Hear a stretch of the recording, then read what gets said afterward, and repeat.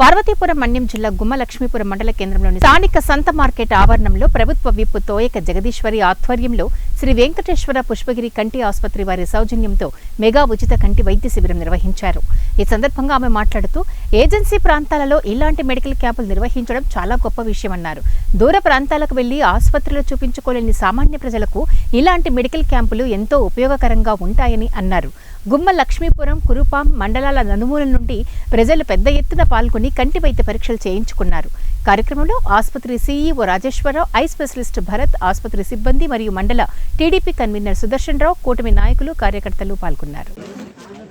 గుమ్మలక్ష్మీపురం మండలంలో గుమ్మలక్ష్మీపురం ప్రాపర్లో ఈరోజు I camp సందర్భంగా విచ్చేసినటువంటి వివిధ గ్రామాల నుండి వచ్చినటువంటి గ్రామస్తులకి అందరికీ పేరు పేరున నమస్కారం తెలియజేస్తూ ఈరోజు మెగా ఐ క్యాంప్ పెట్టడం జరిగింది.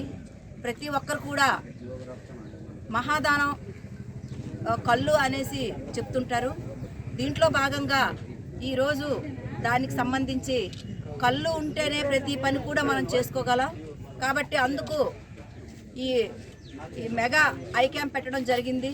కాబట్టి ప్రతి ఒక్కరు కూడా దీన్ని సద్వినియోగం చేసుకోవాలని చెప్పి నేను కోరుకుంటున్నాను.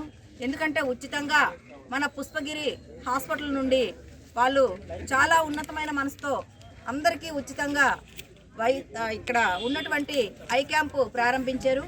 మరి నాతో మాట్లాడితే తప్పకుండా మీరందరూ కూడా